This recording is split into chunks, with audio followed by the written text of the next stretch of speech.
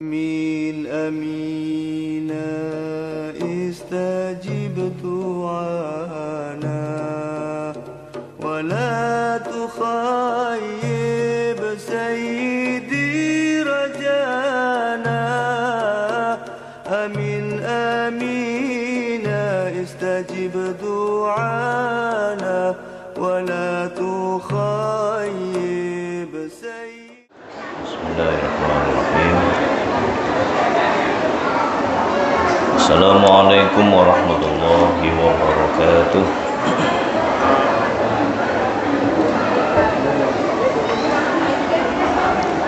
Bismillahirrahmanirrahim. Alhamdulillahi rabbil alamin.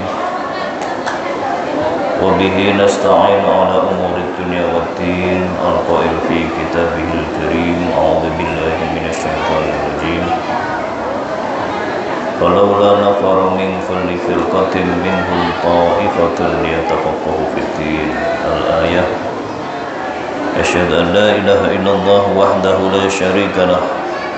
Wa asyhadu anna sayyidana wa maulana Muhammadan abduhu wa rasuluhu la nabiyya ba'dah. Allahumma shalli wa sallim ala sayyidil anbiya wal mursalin. Al-qail fima utiya min jawami'il kalim. Man yuridillahu bihi khairan yufaqihu fid-din. Muttafaqun alaih. Wa ala alihi wa ashabihi wa tabi'in wa tabi'it tabi'in wa man tabi'ahum bi ihsanin ila yaumiddin. Wa ba'du, rabbi shrah li sadri wa yassir li amri wahlul 'uqdatam min lisani yafqahu qawli. Rabbi zidna ilman nafi'an warzuqna fahman thayyiban. Rabbi yassir lana umurana wa la tu'assir 'alaina. Rabbi utammim 'alaina bil khair. Allahumma alhimna ilman nafqahu bihi awamiraka wa nawahiyak. Wa akrimna minka binuril fahmi wa akhrijna min dhulumatil wahmi. Warzuqna fahman nabiyyina wa hifdzal mursalin wa ilhamal malaikatil muqarrabin bi rahmatika ya arhamar rahimin. Amin ya rabbal alamin. Hadirin para rawuh ingkang dipun rahmati Allah, marilah kita awali perjumpaan kita ini dengan melahirkan rasa syukur kita kepada Allah Subhanahu wa taala biqauli alhamdulillahirabbil alamin atas limpahan nikmat, rahmah, inayah, taufik, hidayah, sehingga pada petang hari ini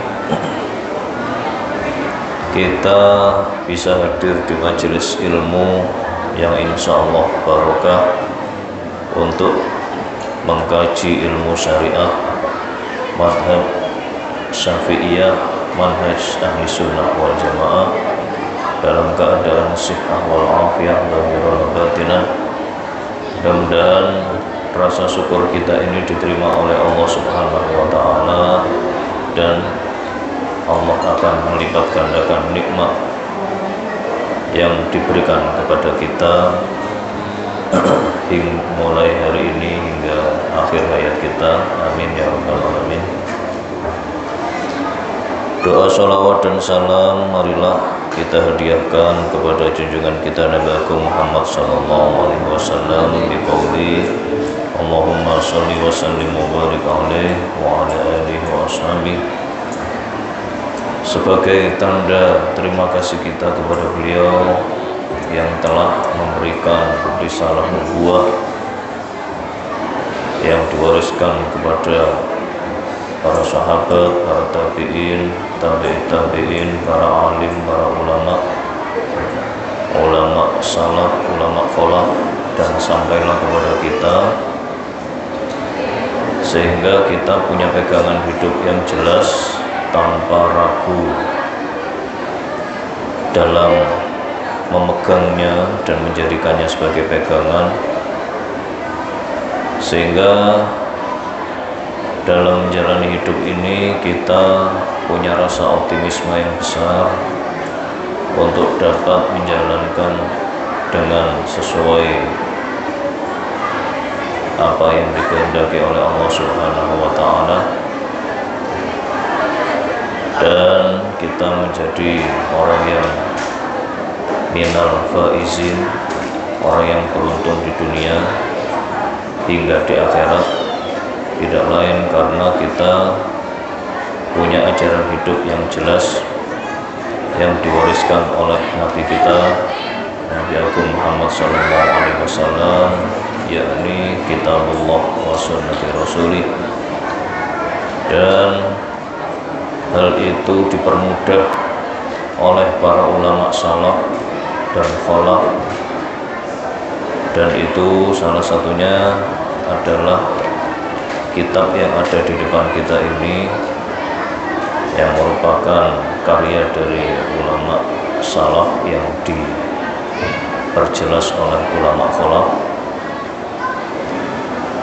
Dengan demikian dalam menjalani syariat, menjalankan syariat, kita tidak kebingungan, kita punya petunjuk yang mudah untuk dimengerti, dan disitulah kita bisa menjalankan hidup kita dengan dihiasi takwa kepada Allah Subhanahu wa Ta'ala. Semoga itu menjadi modal kita untuk menghadap kepada Allah dalam keadaan beruntung, bejo dunia, bejo akhirat. Dan marilah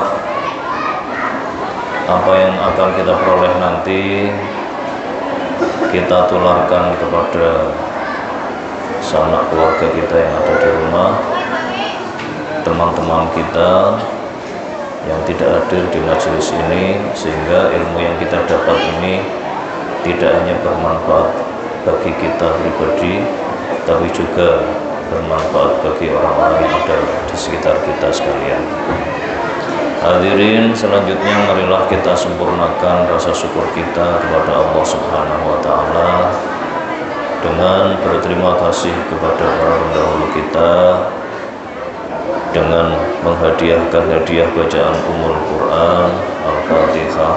Mudah-mudahan beliau yang telah berjuang mensiarkan agama Allah, meninggikan bendera Allah, diterima oleh Allah segala amal baiknya, ditinggikan derajatnya, dan kita bisa mewarisi semangat perjuangan, ilmu dan amal beliau hingga akhir hayat kita. Dan terkhusus kita hadiahkan kepada Murabi Ruhina Raden Rahmatullah Sunan Ampel, yang mana beliau telah meninggalkan jejak dakwah beliau yang berupa infrastruktur dakwah Masjid Agung Sunan Ampel ini, yang kita manfaatkan untuk dakwah juga. Mudah-mudahan peninggalan beliau ini lestari ila yaumil qiyamah, dakwah beliau lestari ila yaumil qiyamah, dan kita dikumpulkan bersama beliau di surganya Allah Subhanahu wa Ta'ala minas sholihin. Amin ya rabbal alamin. Ala hadhihi niyah bi syafaati Rasulillah Muhammad sallallahu alaihi wasallam. Al-Fatihah.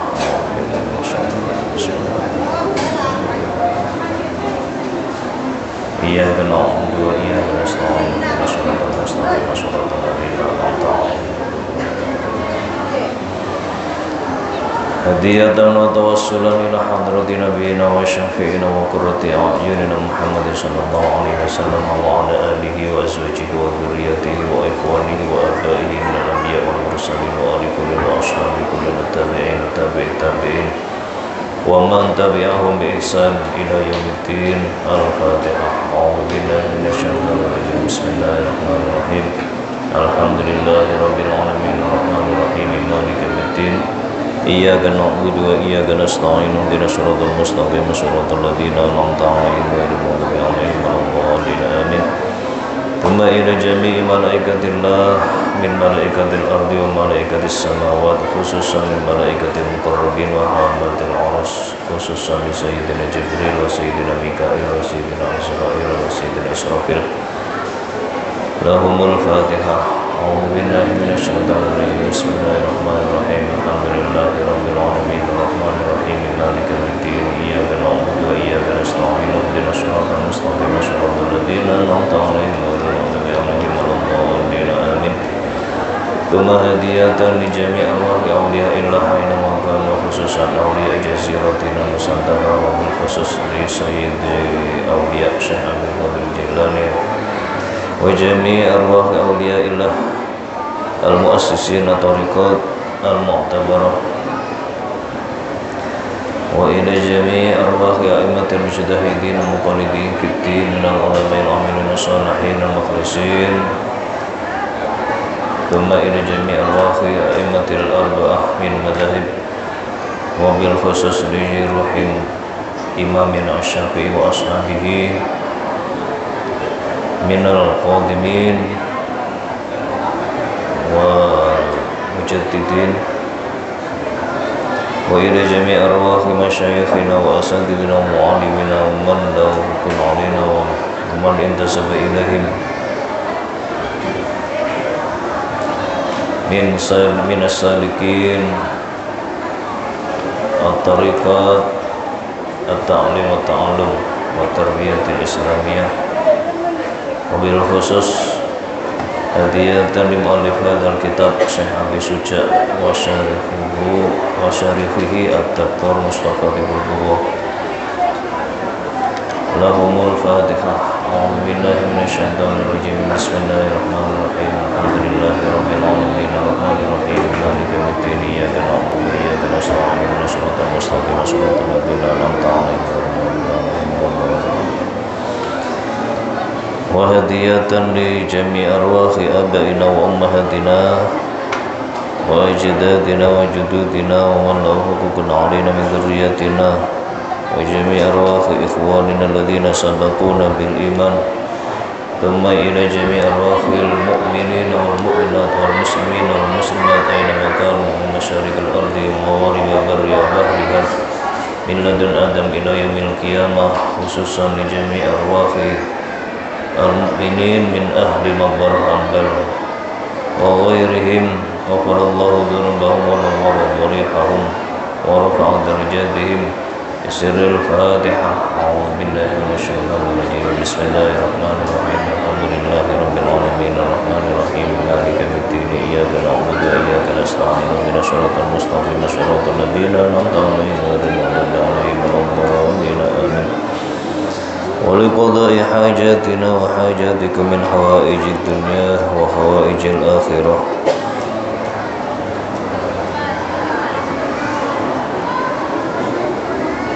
وإلى جميع أرواح إخواننا الذين سبقونا بالإيمان لهم الفاتحة. أعوذ بالله من الشيطان الرجيم. بسم الله الرحمن الرحيم. الحمد لله رب العالمين الرحمن الرحيم مالك يوم الدين إياك نعبد وإياك نستعين اهدنا الصراط المستقيم صراط الذين أنعمت عليهم غير المغضوب عليهم ولا الضالين آمين. الحمد لله رب العالمين. Mudah-mudahan diterima oleh Allah Subhanahu wa taala sebagai amal maghfurah hasanah.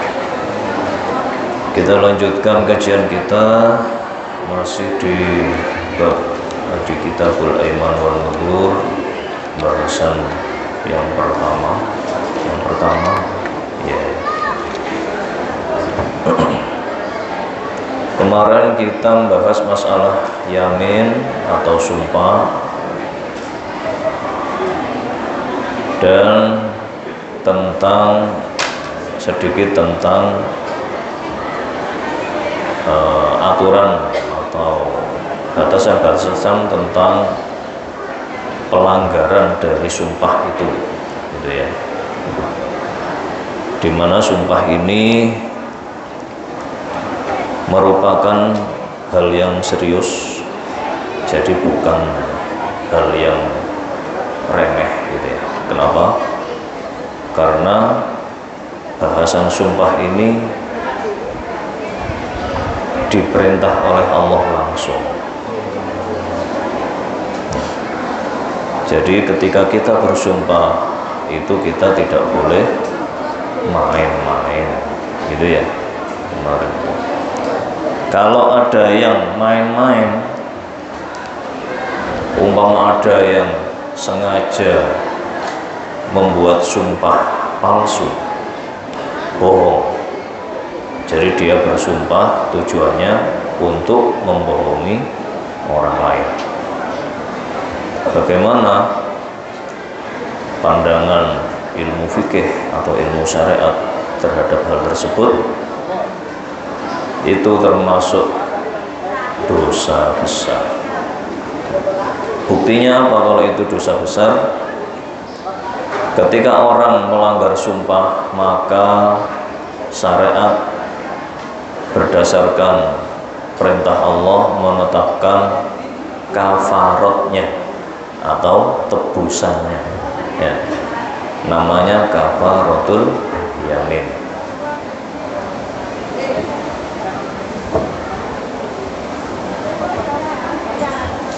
Allah berfirman dalam surat Al-Maidah ayat 89, A'udzubillahi minasyaitonirrajim, walaki yu'akhidukum bima aqadtumul aiman. Dan Allah akan memberi balasan atas sesuatu sumpah yang sudah engkau tetapkan, yang sudah ditetapkan sumpahnya, itu Allah menyiapkan balasannya. Kalau ditepati berarti dapat pahala, tapi kalau ternyata itu dalam hatinya disengaja untuk berbohong, maka Allah menyiapkan balasan siksa. Dan dalam syariat disiapkan kafaratul yamin. Jadi harus melaksanakan penebusan dosa atas pelanggaran sumpah.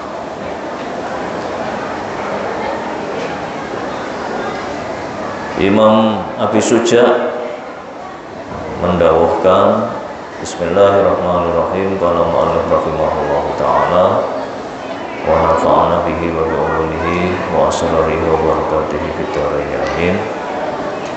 Wa kafaratul yamini huwa mukhayyarun.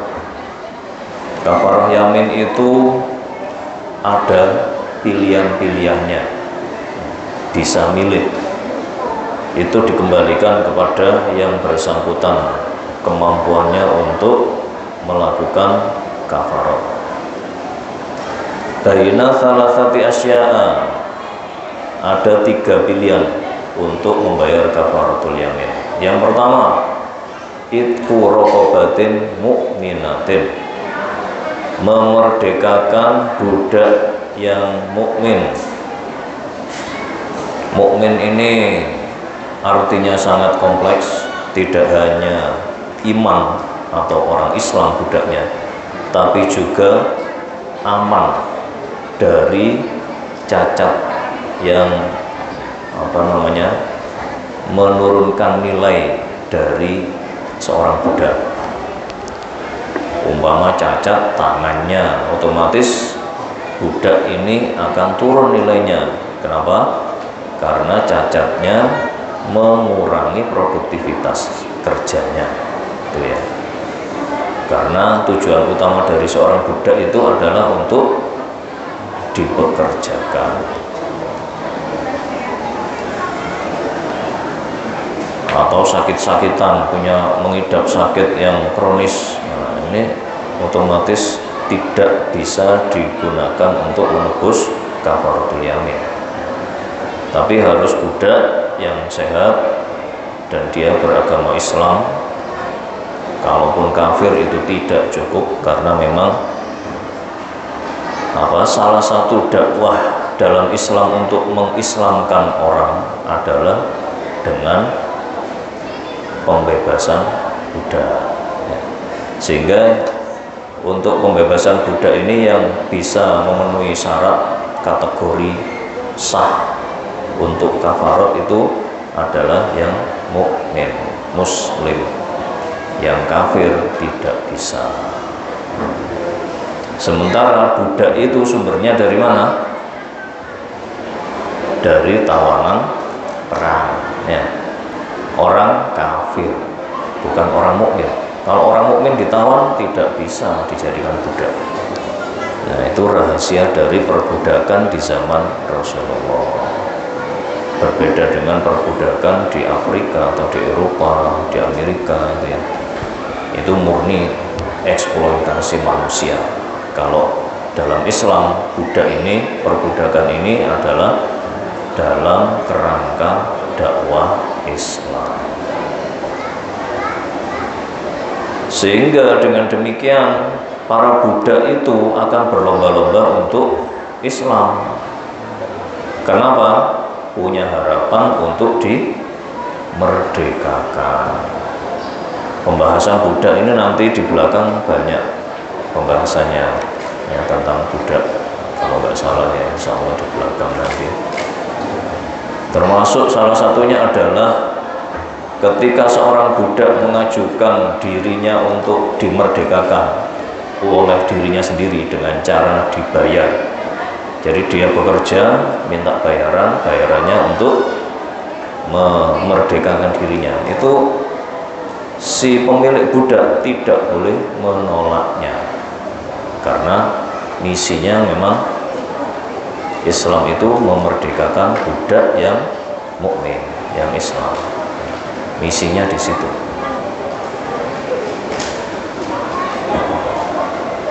Kalau sekarang nggak ada budak, ya memang tatanan dunia sudah berbeda ya. Dimana dalam berdakwah umat Islam ini tidak lagi menggunakan peperangan, apalagi setelah Perang Dunia Kedua, di mana posisi umat Islam dunia itu berada di bawah orang kafir dalam segala hal ya, dalam kekuatan militer, penguasaan ilmu pengetahuan dan lain-lain, sehingga orang Islam dipinggirkan. Dan itu memang disengaja oleh mereka pemenang Perang Dunia Kedua, yakni Sekutu ya, dan Uni Soviet pada saat itu, Sekutu dan Uni Soviet, sehingga merekalah yang menata dunia. Basis orang Islam dipecah-pecah. Kayak di Timur Tengah itu, suku yang paling besar kayak suku Kurdi itu dipecah-pecah. Ada yang ikut Irak, ada yang ikut Syria, ada yang ikut Turki gitu ya.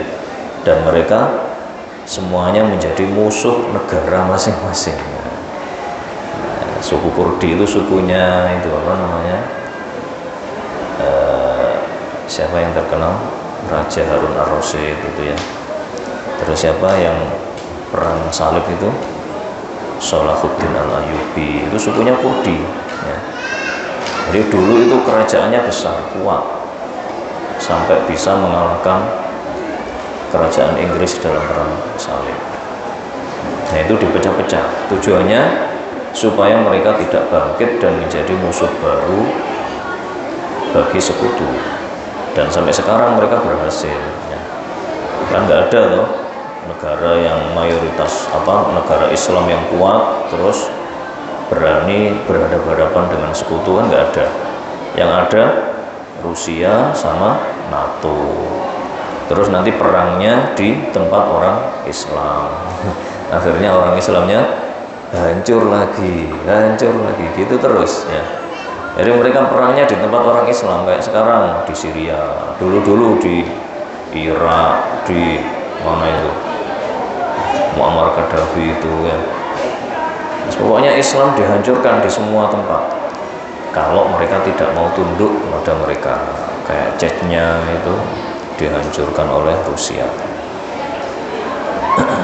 Sekarang orang Islamnya menjadi pendukung Rusia. Tapi kita tidak tahu bagaimana Allah nanti menakdirkan bagaimana kekuatan umat Islam itu ada.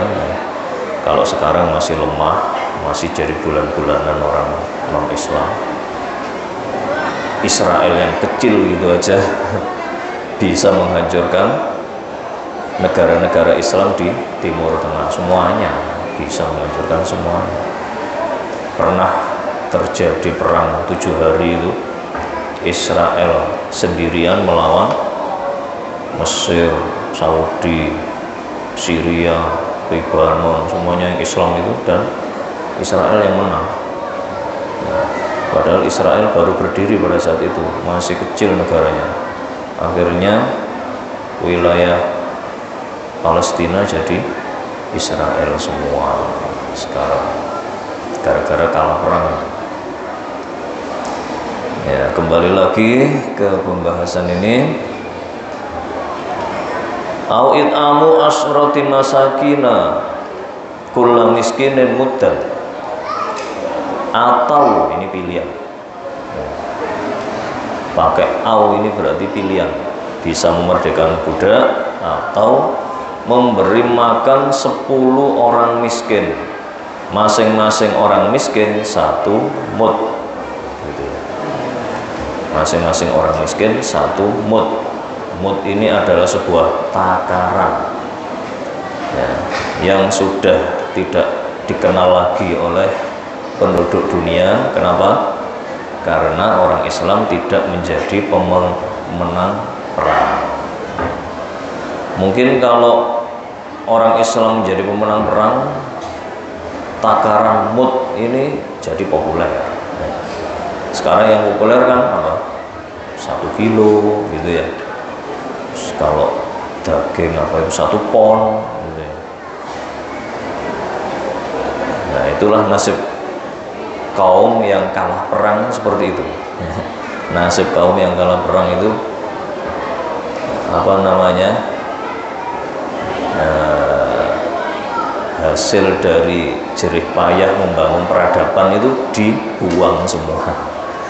Ya, kalau yang penting diambil, kayak ilmu tentang nuklir diambil, itu kan yang menemukan orang Islam juga, tentang atom.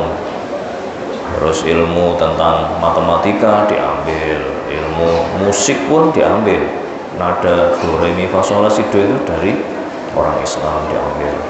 Ilmu numerik, angka-angka 1, 2, 3 itu kan dari tulisan Arab itu ya. 2 sama kan, hanya dibalik sedikit, 2 gini, kalau Arab gini ya, cuma dibalik. 3 juga Arabnya gitu, Latinnya dibalik jadi gini. 4 juga seperti itu ya. Jadi itulah nasib. Sehingga kalau kita ingin mewarnai kehidupan dunia, ya kita harus kuat dalam segala bidang. Tidak hanya bisa ngaji kitab kuning ya, apalagi pemahaman kitab kuningnya kurang jangkep. Pokoknya kertasnya kuning dianggap kitab kuning, padahal kan tidak. Kayak ini, yang atas kitab kuning, yang bawah kitab putih, ini kitab ini, tapi warnanya kuning semua ya. Nah, yang atas ini karangan ulama salaf, yang bawah ini sarahnya, ini karangan ulama sekarang. Ini apa namanya, doktornya Universitas Kairo, Universitas Al Azhar yang bawah ini, yang mensarai. Kalau yang atas itu Ashabus Syafi'i, Abi Suja, Imam Abi Suja. Nah, dan ini hanya 1 butir debu ilmu agama. Kalau ilmu agama kan banyak sekali. Coba bayangkan bagaimana ilmu orang Islam di zaman Khalifah Abbasiyah yang dihancurkan oleh orang mana? Mongol ya. Oleh orang Mongol, sehingga buku-bukunya dijadikan jembatan nyeberangi sungai Tigris. Seberapa banyak bukunya sampai bisa dipakai jembatan nyebrang sungai Tigris di Irak itu ya. Memang sangat luas ilmunya manusia ya. Kalaupun sekarang umat Islam tertinggal, itu tidak lain karena mereka kalah perang. Umat Islam kalah perang. Akhirnya semua ilmu itu diambil oleh pemenang perang, dikembangkan dan seterusnya. Dan sampai sekarang bahkan ilmu-ilmu yang belum ditemukan dulu seperti apa itu pembelahan sel-sel itu ditemukan oleh non-Islam sekarang berdasarkan Quran. Mereka melihat-lihat Al-Quran, oh ini apa ini, menarik, diteliti, diformulasikan menjadi sebuah ilmu baru tentang sel ya. Atau ilmu apa lagi tentang apa gitu. Dan sekarang orang Islam tidak tahu apa-apa tentang ilmu-ilmu itu. Kenapa orang Islam tidak mampu membaca Al-Quran dengan lebih baik? Ya karena akses kita ke riset pengembangan ilmu itu dibatasi semua ya. Dibatasi semua. Kalau ada orang Islam ya harus dihambat lah, dihambat. Tapi kalau nanti Allah menghendaki Islam itu maju, ya ada saja jalan. Kayak sekarang ini banyak ilmuwan-ilmuwan, entah itu dari Asia maupun Eropa, yang menemukan kebenaran Al-Quran melalui ilmu mereka, ya, sains mereka, akhirnya mereka masuk Islam. Jadilah mereka Muslim yang punya kapasitas ilmu yang lumayan, gitu ya. Seperti itulah. Kalau kita sekarang mengenal ilmu itu, ini ilmu agama, ilmu umum, kayak matematika ilmu umum, terus faraid ilmu agama, padahal matematika dan faraid sama-sama mempelajari apa? Angka-angka, ya, angka-angka. Terus ilmu falak itu ilmu agama, astronomi itu ilmu umum, padahal keduanya sama mempelajari posisi bintang termasuk matahari, bulan dan lain-lain. Salah satunya untuk menetapkan penanggalan gitu ya. Nah, itu adalah warisan apa namanya itu penjajahan Belanda di Indonesia, di mana orang Islam itu diposisikan sebagai orang yang tidak mengenal peradaban pembangunan, pengembangan ilmu pengetahuan. Mereka dikenalkan kalau ini ilmunya orang kafir, ini ilmunya orang Islam gitu ya. Nah, sampai sekarang akhirnya akibatnya ilmuwan-ilmuwan Indonesia tidak lahir dari pesantren. Pesantren tidak bisa melahirkan ahli kimia, ahli nuklir, ahli fisika, nggak bisa melahirkan itu. Bisanya hanya baca kitab kuning, baca Quran, tafsirnya dan lain-lain. Sebatas itu saja. Terus mau diadu perang, ya kalah orang pesantren. Ya, jelas kalah. Mereka bisa menciptakan nuklir, mini nuklir, semi nuklir dan lain-lain. Bisa menjelajahi kayak kapal Indo-Amerika itu yang bahan bakarnya nuklir tanpa isi bensin, bisa keliling dunia kemanapun sampai ratusan tahun. Kita hanya bisa melihat saja. Oh, kok bisa ya? Sekarang Rusia menciptakan rudal yang bisa pakai tenaga nuklir sehingga bisa keliling dunia, kapanpun diarahkan ke target bisa. Sekarang umpama diluncurkan sekarang, tahun depan diarahkan ke target, itu bisa. Itu Rusia sekarang punya seperti itu ya. Nah, kita punya apa? Ya itulah, akhirnya orang Islam terkungkung dalam kemiskinan. Untuk mencari ilmu yang mahal itu nggak mampu, ya berkutat gitu aja. Orang Islam miskin, nggak bisa pinter, nggak bisa ahli ini itu, dan tidak bisa bersaing dengan orang non-Islam. Ya mudah-mudahan hal ini akan segera membaiklah ya. Kita sebagai umat Islam diilhami Allah, punya kesadaran yang lebih terbuka, punya kemampuan. Orang-orang yang kaya mau menyekolahkan anak orang miskin yang cerdas sampai jadi orang, dengan tetap membawa iman, Islam, dan ihsan. Sehingga kemampuan saintifiknya bisa digunakan untuk kemaslahatan, bukan untuk senjata-senjata kayak orang-orang itu, bukan untuk penghancuran.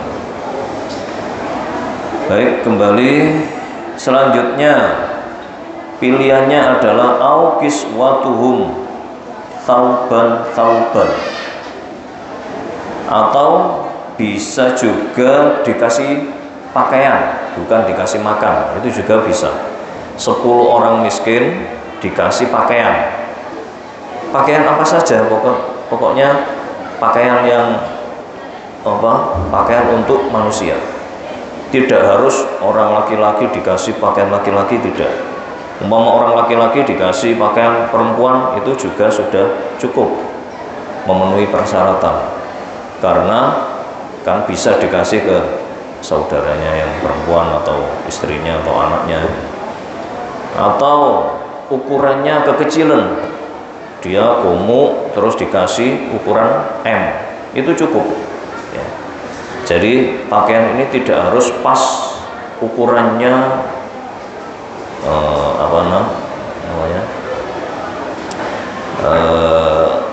gendernya kepada orang yang dikasih, tidak. Pokoknya pakaian itu aja, itu cukup. 10 orang miskin. Nah, ini kita harus benar-benar cari 10 orang miskin ya. Tidak asal tetangga kita dikasih, enggak, tapi harus orang miskin, karena yang memenuhi persyaratan sebagai kafarat itu memberi kepada orang miskin. Nah, ini punya motor dikasih, ya nggak masuk miskin ya. Makan sehari bisa 3 kali dikasih. Makanya kita hidup zaman sekarang ini dalam keadaan sulit mencari orang miskin ya. Sulit mencari orang miskin, apalagi di kota ya. Semua orang meskipun nggak punya rumah, tapi mereka sewa rumah, mampu sewa rumah. Nah, makan sehari 3 kali, kemana-mana naik motor, pakaian banyak ya. Pakaiannya kan banyak ya, bisa ganta-ganti, ke kondangan pakai batik, kalau melayat pakai baju hitam, kalau ke masjid pakai baju putih gitu kan ya. Nah, itu berarti kan nggak miskin ya kan, punya banyak pilihan, bahkan sesuai selera, bisa beli parfum apa, berarti kan lebih, hartanya itu lebih. Sehingga untuk mencari orang miskin ini sulit ya. Zaman kita ini sulit, harus benar-benar kita mencarinya kalau memang kita mencari orang miskin ya. Sehingga kalau kita memberikan zakat nantinya itu harus benar-benar sesuai ya. Saya ngasih ke kamu karena kamu sebagai ibnu sabil gitu ya. Saya ngasih ke kamu karena kamu sebagai gorim. Nah, ini yang banyak ini sekarang ya, gorim. Apa itu gorim? Orang yang banyak utangnya ya. Siapa yang nggak punya utang zaman sekarang? Ya, siapa yang nggak? Bahkan orang yang naik Mercy pun hutangnya melebihi Mercy-nya. Maksudnya ini gorim, utangnya yang tidak untuk usaha, tapi untuk bertahan hidup, untuk membeli makan, atau dia hutangnya banyak karena untuk perjuangan, mendirikan sekolah, pesantren, masjid, itu termasuk gorim. bisa diberi zakat. Tapi bukan untuk kafarot ini. Fa illam yajid, kalau kita tidak bisa menemukan orang miskin, nah ini yang paling enak. Fasyamu thalathati ayyamin, maka berpuasalah 3 hari. Ini enak ini. Cuman kalau dipraktekkan kadang ya agak lumayan berat. Ngomongnya aja yang enak, oh puasa 3 hari ya. Puasa 3 hari sepertinya gampang, prakteknya belum tentu.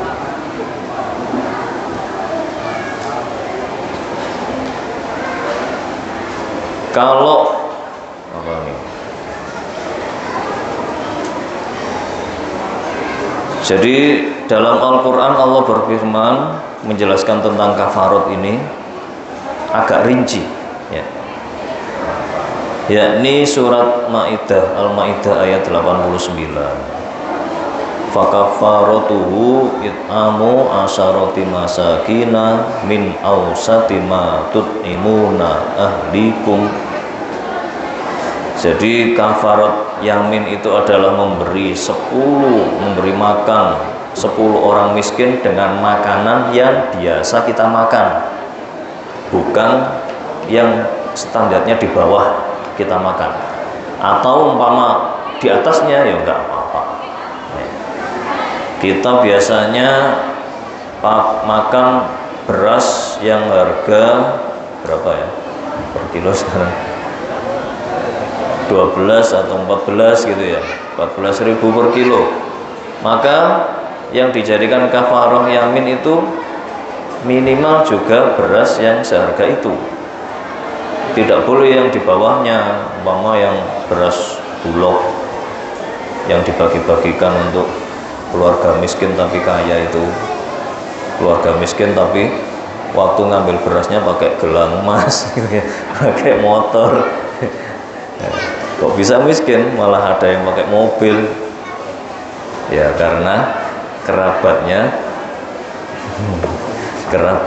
itu. Karena memang sulit cari yang miskin, ya sudah saudara-saudara saya aja ya dimiskinkan gitu ya. Sebenarnya nggak miskin tapi dimiskinkan. Akhirnya yang kelabakan dinas sosialnya, dimarahi sama menterinya dulu. Gimana ini, nggak tepat sasaran. Memang zaman sekarang sulit cari orang miskin ya. Tinggal standar pemerintahnya saja bagaimana. Kalau standar pemerintah sekarang lumayan. Standar miskin itu kira-kira satu kepala itu di bawah 2 juta atau berapa ya. Pokoknya UMR itulah, di bawah UMR. Nah, itu dikatakan miskin oleh pemerintah. Berarti kayak saya ini miskin. Karena anggota keluarga saya kan 10. Umpama penghasilan saya 15 juta masih kurang. 15 juta dibagi 10 kepala masih miskin menurut pemerintah.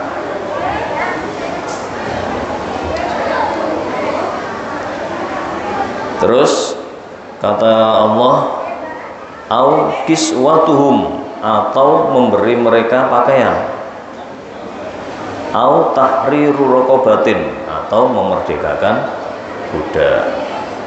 Faman lam yajid, kalau semuanya tidak ada, tidak mampu, tidak menemukan, fasyamu thalathati ayyamin, maka berpuasa 3 hari. Dzalika kafaratu aimanikum, itulah kafarat atas pelanggaran sumpahmu. Idza halaftum, ketika kamu bersumpah. Jadi kalau kita simpulkan, yamin ini termasuk penting ya. Yamin ini termasuk penting. Kenapa? Karena ada hubungannya dengan manusia lain. Kita nggak mungkin sumpah tanpa ditujukan kepada orang lain, kan nggak mungkin ya kan? Umpama kita sumpah sendiri, kayak siapa itu, Palapa itu, Gajah Mada, sumpahnya sendiri, nggak di hadapan orang, maka hal itu tidak termasuk sumpah, tidak termasuk sumpah. Biasanya sumpah ini ketika berhubungan dengan orang lain, ketika menghadapi kasus, ketika sedang berebut kebenaran. Nah, ini baru biasanya dituntut untuk sumpah. Ketika yang bersumpah ini antara mulut dan hatinya tidak bersesuaian, yang artinya dia bersumpah sengaja bersumpah palsu, maka itu dikategorikan sebagai dosa besar. Sehingga untuk menebusnya tidak cukup dengan istighfar, dengan minta maaf kepada pihak lain, tapi juga harus bayar kafarat. Itu sumpah. Nah, demikian bahasan sedikit tentang sumpah, mudah-mudahan bermanfaat untuk kita sekalian. Wallahu a'lamu bishawab.